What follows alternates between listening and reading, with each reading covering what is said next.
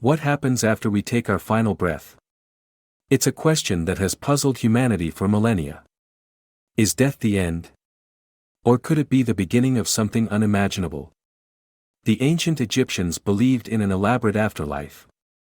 They saw death as a journey, one that required preparation through mummification and rituals. The heart of the deceased would be weighed against a feather to determine their fate in the afterlife. Similarly, in Hinduism, death is not the end but a transition. According to the law of karma, the soul is reborn, or reincarnated, in a cycle known as samsara until it achieves liberation, or moksha.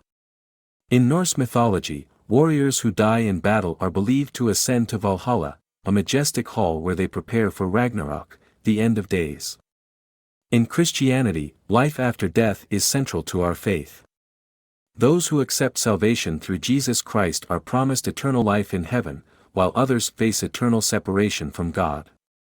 Buddhism teaches that death is not the end but a doorway. The state of our mind at the time of death influences our next rebirth, whether it's in a higher or lower realm. In Islam, the soul transitions to an intermediate state called barzakh, awaiting the day of judgment. Our deeds in life determine whether we are rewarded with paradise or face the consequences in hell. Science doesn't yet have a definitive answer about what happens after death, but we've made intriguing discoveries. Near-death experiences, for example, provide fascinating insights. I felt an overwhelming sense of peace and saw a bright light. It was like I was being pulled towards something greater.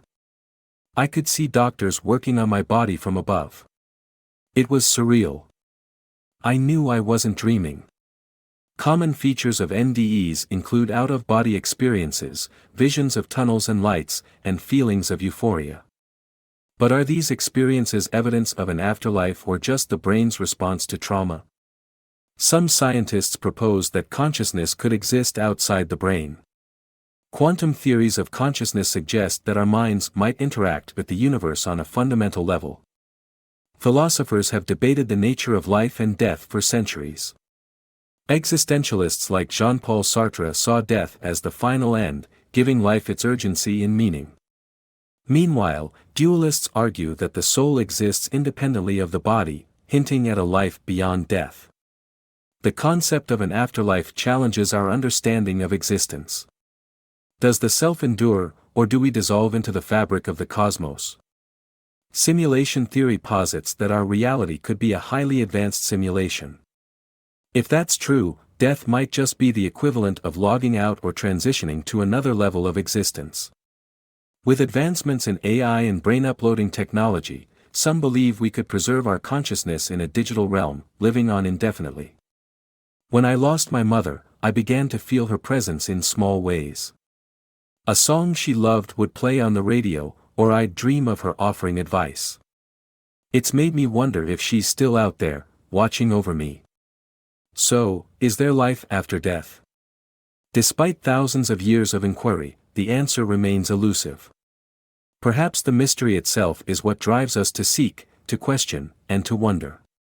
Whether it's through faith, science, or philosophy, our search for meaning continues. And maybe, just maybe, the journey itself is the answer.